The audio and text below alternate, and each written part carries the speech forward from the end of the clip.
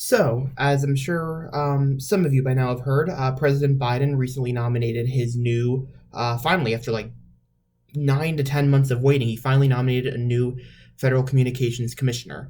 Her name is Gigi Sohn, and she is a staunch advocate of net neutrality, which is incredibly important. I'm sure, like, throughout late 2017 and 2018, there was a big push after the FCC under Ajit Pai repealed net neutrality, and there was a big push from both Democrat and Republican and independent voters to overturn that ruling from the FCC. And even though it won in the Senate, ultimately it stopped there and net neutrality ended. Now, some might be saying, okay, well, have you really noticed any change since then? And well, while the changes have been subtle, they have been there, and they have been detrimental to a lot of people. But don't worry, I'll get to that.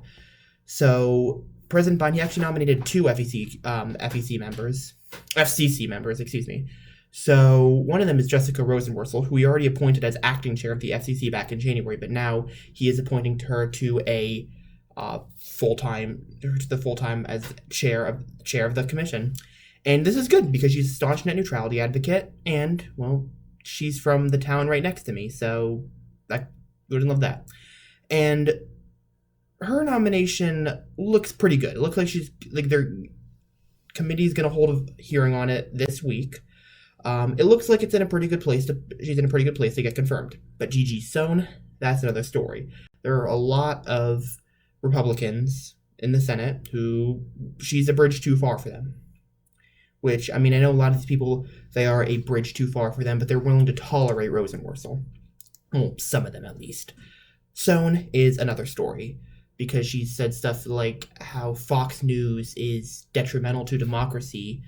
But ironically enough, she actually got an ally in her confirmation fight, somebody that nobody would have expected, and that is the head of the far right-wing One American News Network. Yes, this is the same One American News Network that kept on peddling the lies about how Trump won the election and how it was stolen.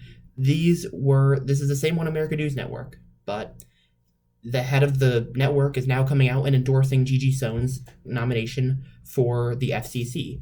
And one of the reasons he cites is the Sinclair Tribune proposed merger back in 2018 that both the left and the right came together to oppose. And they were successful in that. That really just goes to show how this is not going to be an easy fight for Sohn getting confirmed to the FCC, because she faces a lot of opposition from both Republicans and conservative Democrats. Again, we'll get to that, but I wanted to talk about why it is important that we restore net neutrality, because I know there's a lot of people who say, oh, well, nothing's changed since net neutrality was repealed, so why should we care about this? Well, here are a couple reasons why. First things first.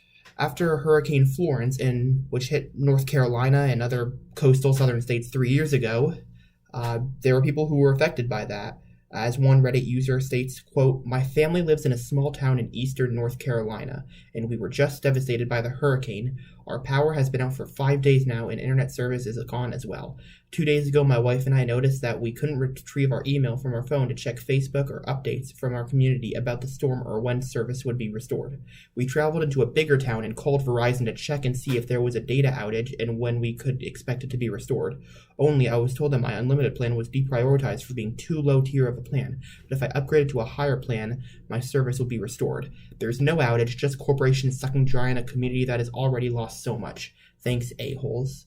Not only that, but there was a study by academics that showed how AT&T and other wireless carriers were throttling YouTube and Netflix content on mobile phones. And there are experts that say net neutrality rules could have prevented this from happening. Finally, there is the example that I'm sure many people are aware of, back in 2018, of California firefighters having their data throttled by Verizon as they were trying to fight off wildfires.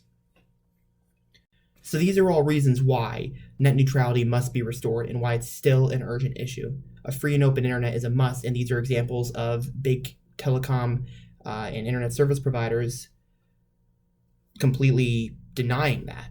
And again, you may not notice it, but those instances do exist, and it must be, a free and open internet must be upheld. Now, aside from the Republicans, the biggest roadblock to Gigi Sohn's confirmation is, you guessed it, Joe Manchin and Kyrsten Sinema. Now, Manchin might be kind of an open question because he has in the past voted to restore net neutrality. However, you could argue that it did on the condition that he knew it wasn't going to pass the House, and even if by some miracle it did, Trump was never going to sign it.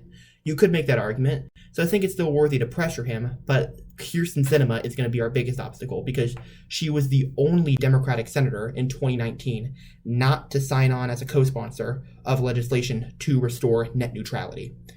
And if she really claims to be the independent voice she is, she should do something that's supported by over 80% of Democrats, Republicans, and independents. But, that's just me. Money talks, obviously, as shown by the money that she's gotten from a lot of ISPs throughout her 2018 Senate campaign. It's pretty clear why she's not supporting it, but we need to change that. So I'm going to put the numbers on the screen right now to Joe Manchin and Kyrsten Sinema's office. Give them a call and tell them that they need to confirm Jessica Rosenworcel and Gigi Sohn to the FCC. Now, maybe calling their offices isn't going to make a difference. Maybe it won't. But we got to try. We got to put a lot of pressure on them to take the first step towards restoring net neutrality. I remember 4 years ago, the entire YouTube community, almost the entire YouTube community, came together to fight against the repeal of net neutrality. Let's do that again this time and go after Joe Manchin and Kyrsten Sinema and demand that they confirm Jessica Rosenworcel and Gigi Sohn. Otherwise, tweet at them, email them. If you know anybody who lives in West Virginia or Arizona, tell them to make their voice heard because that'll have a more direct impact. Again, we can't go down without a fight here. We have to put pressure on them in every way imaginable to save a free and open internet. Thank you for watching. If you enjoyed this video, do the usual, like, comment, subscribe. Check out more Kawa's Mind right over here, or check out my latest video right over here. If you have any other ideas for a video, leave them in the comments below. Let me know what you think about all this. And that's all I got to say. I'll see everybody on Friday. Peace out.